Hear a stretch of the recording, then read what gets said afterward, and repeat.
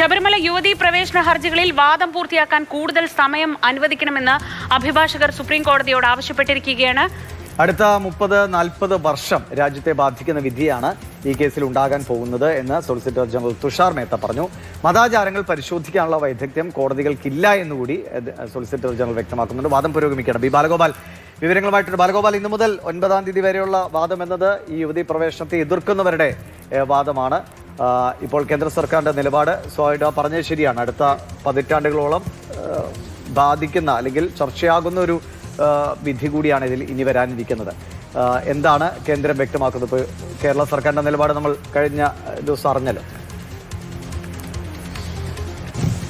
ശബരിമല യുവതീ പ്രവേശന വിഷയത്തിലുള്ള കേന്ദ്ര സർക്കാരിന്റെ വാദം ഇപ്പോൾ സുപ്രീം കോടതിയിൽ തുടരുകയാണ്. കേന്ദ്ര സർക്കാരിന് വേണ്ടി സോളിസിറ്റർ ജനറൽ തുഷാർ മേത്തയാണ് ഈ കേസിൽ വാദം പറയുന്നത് ആരംഭിച്ചിരിക്കുന്നത്. ഇന്നും നാളെയും തുഷാർ മേത്തയുടെ വാദമായിരിക്കും ഈ കേസിൽ നടക്കുന്നത്. അദ്ദേഹം പ്രധാനമായും ഈ മതാചാരങ്ങൾ പരിശോധിക്കാൻ കോടതികൾക്ക് അധികാരമില്ല എന്ന കാര്യമാണ് ഇപ്പോൾ സുപ്രീം കോടതിയിൽ ഉന്നയിക്കുന്നത്. കാരണം 1954 ശിരൂർ മഠ് കേസിൽ സുപ്രീം കോടതി പറഞ്ഞിരുന്നത് അനുപേക്ഷണീയമായ മതാചാരങ്ങൾ സംബന്ധിച്ചുള്ള ഇടപെടൽ, അതിൽ ഇടപെടാൻ കോടതിക്ക് അധികാരമില്ല.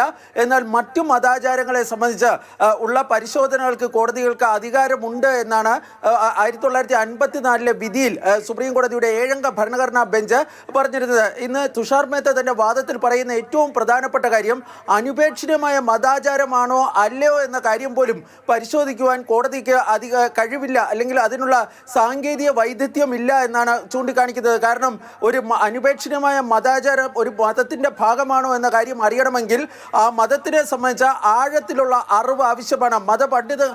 മതപുസ്തകങ്ങളെ സംബന്ധിച്ചുള്ള അറിവ് ആവശ്യമാണ്. രാജ്യത്തെ കോടതികളിലെ ജഡ്ജിമാർക്ക് അത്തരത്തിലുള്ള സാങ്കേതിക വൈദഗ്ധ്യം ഇല്ല എന്നാണ് ഈ തുഷാർ മേത്ത ചൂണ്ടിക്കാണിക്കുന്നത്.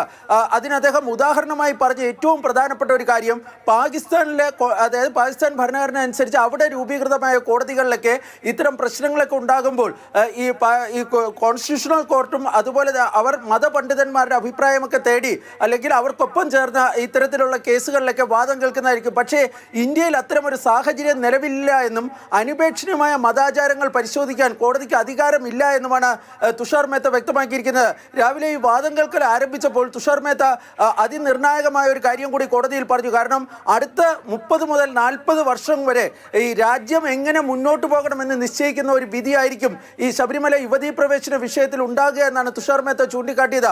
അതുകൊണ്ട് തന്നെ ഇതിൽ നിശ്ചിത സമയം കോടതി നിശ്ചയിക്കരുത്. കാരണം എല്ലാവരെയും വിശദമായി കേൾക്കണം. അതിനുശേഷം, അതായത് ആദ്യം 3 ദിവസമായിരുന്നു എന്നായിരുന്നു പറഞ്ഞിരുന്നത് ഈ യുവതീ പ്രവേശനത്തെ എതിർക്കുന്നവരുടെ വാദം കേൾക്കുവാൻ. എന്നാൽ തൻ്റെ വാദം തന്നെ ഏതാണ്ട് 1.5 ദിവസത്തോളം നീണ്ടു നിൽക്കും. മറ്റുള്ളവർക്ക് കൂടി സമാനമായ രീതിയിൽ സമയം അനുവദിക്കണമെന്നാണ് ഇപ്പോൾ ആവശ്യപ്പെട്ടിരിക്കുന്നത്. ഏതായാലും ഈ കേസിൽ ഇപ്പോൾ വാദം കേൾക്കൽ പുരോഗമിക്കുകയാണ്. കോടതിയുടെ അധികാരം, അതായത് ഇത്തരം കാര്യങ്ങളിൽ ഇടപെടാനുള്ള അധികാരം ചോദ്യം ചെയ്തുകൊണ്ടുള്ള വാദമാണ് തുഷാർ മേത്ത ഇപ്പോൾ കോടതിയിൽ നടത്തിക്കൊണ്ടിരിക്കുന്നത്.